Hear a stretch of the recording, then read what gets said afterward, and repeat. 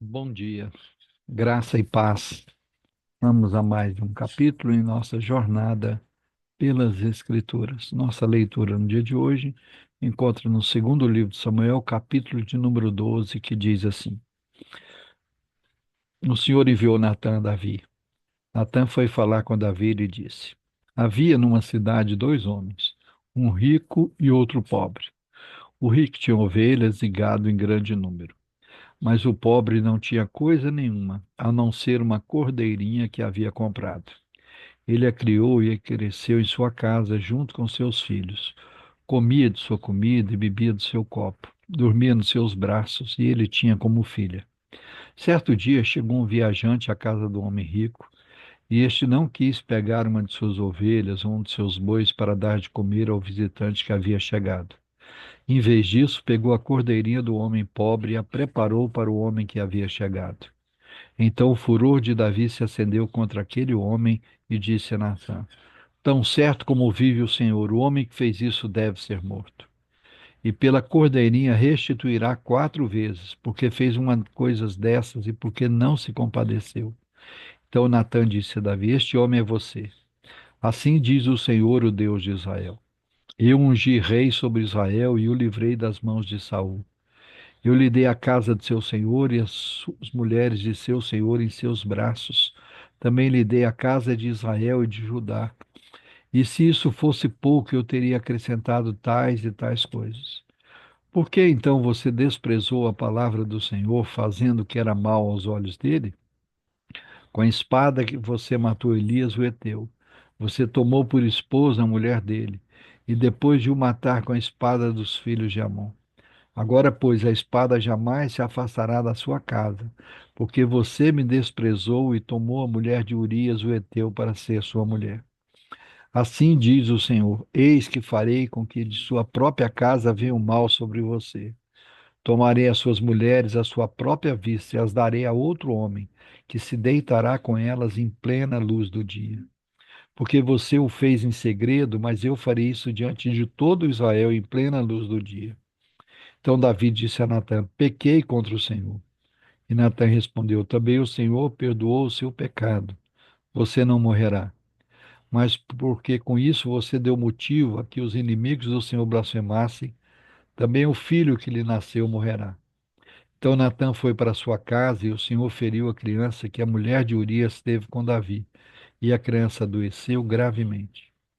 Davi suplicou a Deus pela criança. Davi jejuava e, entrando em casa, passava a noite deitado no chão. Então os anciões do seu palácio se aproximaram dele para o levantar do chão, porém ele não quis e não comeu com eles.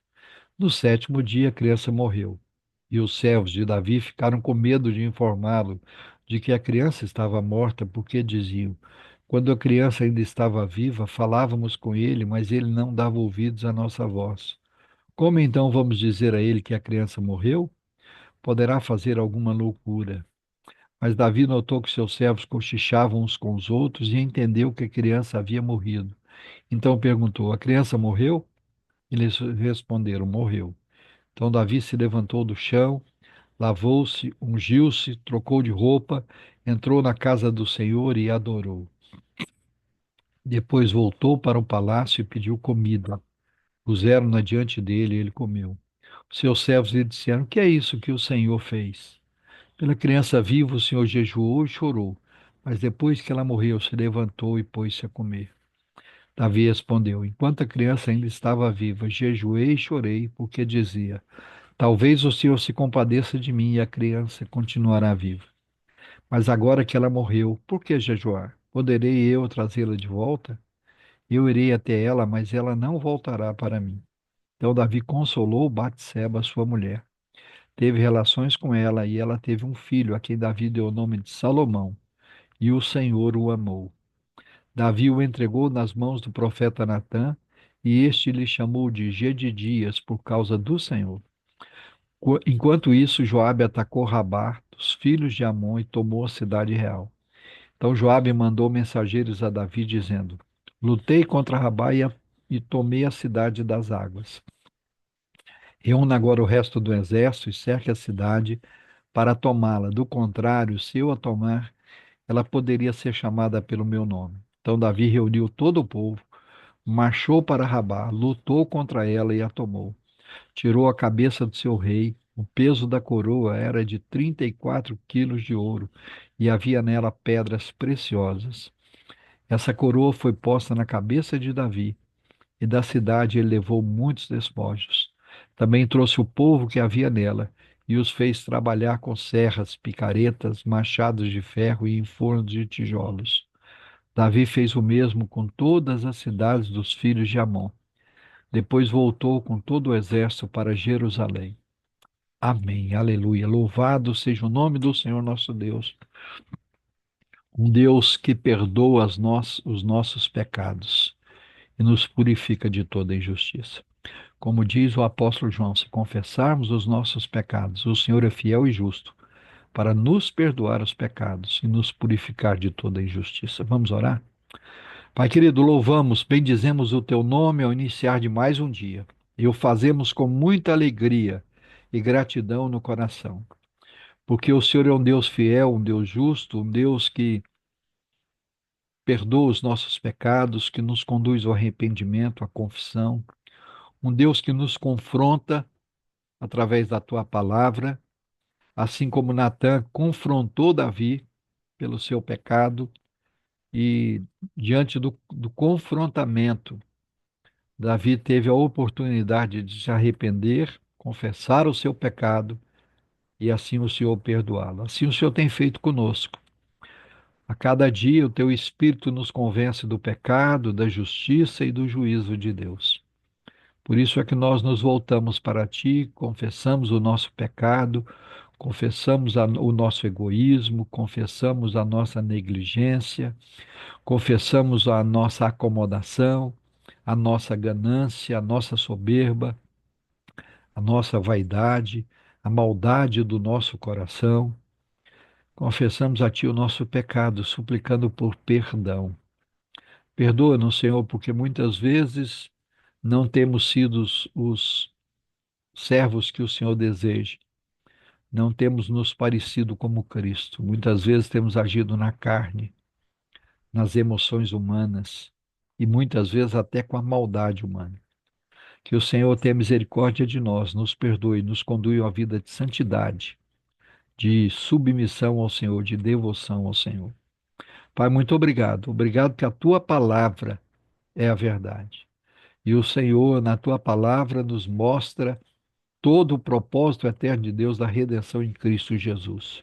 Te louvamos pelo dom da vida, por mais um dia que levantamos, que estamos de pé, que podemos respirar para a glória do teu nome. E te louvamos de uma maneira muito especial pela graça do Senhor que nos alcançou. E é confiado nos méritos do Senhor Jesus que nós intercedemos agora pelos nossos lares, pelas nossas casas, pelas nossas famílias, para que o Senhor nos visite, que o Senhor nos fortaleça, que o Senhor nos transforme, nos faça mais dependentes do Senhor, mais fiéis a Ti. Que cada um dos nossos lares seja um local de adoração, de culto, de devoção diária ao Senhor. Que o Senhor nos conduza a, a desenvolver as práticas devocionais da leitura bíblica, da oração, do jejum, do culto doméstico, da participação nos trabalhos da igreja, uma vida de devoção ao Senhor. Clamamos ao Senhor que o Senhor venha alcançar os nossos entes queridos, principalmente aqueles que ainda não te conhecem, que o Senhor venha se revelar a eles, venha alcançá-los, venha salvá-los, venha libertá-los, e que o Senhor também visite aqueles que são do Senhor, trazendo renovo, força e vigor. Clamamos, Pai, mais uma vez pelos nossos enfermos, em especial pelos nossos idosos, para que o Senhor estenda as mãos de poder e traga cura, restauração, que eles ainda possam ter vigor e produzir frutos dignos de arrependimento. Que possamos olhar para eles com carinho, com amor, cuidar deles, aprender com eles, ouvi-los, os conselhos de sabedoria, que possamos honrá-los e cuidar de cada um dos nossos idosos. Visita os enfermos, cura, restaura. Cura, Senhor, o câncer, cura os problemas cardíacos, problemas respiratórios. os problemas renais, a diabetes, os problemas no sangue, cura as doenças autoimunes, o lúpus, o vitiligo, a esclerose múltipla. Senhor, cura os problemas na coluna, os problemas de visão, os problemas respiratórios, pulmonares, qualquer que seja o problema, que o Senhor traga cura. Basta uma palavra do Senhor para que seja curado. Visita também aqueles que estão aflitos, angustiados, deprimidos, tristes, quem sabe até mesmo pensando em suicídio. Que o Senhor derrame do seu bálsamo e que a paz que excede todo o entendimento venha sobre cada um deles. Que aqueles que se encontram nessa situação e pertencem ao Senhor sejam renovados, revigorados, restaurados e que a alegria do Senhor invada os corações. Porque a tua palavra diz que a alegria do Senhor a nossa força é. E aqueles que não te conhecem, que possam receber da tua paz e vir te conhecer e confessar Jesus como o único e suficiente Senhor e Salvador.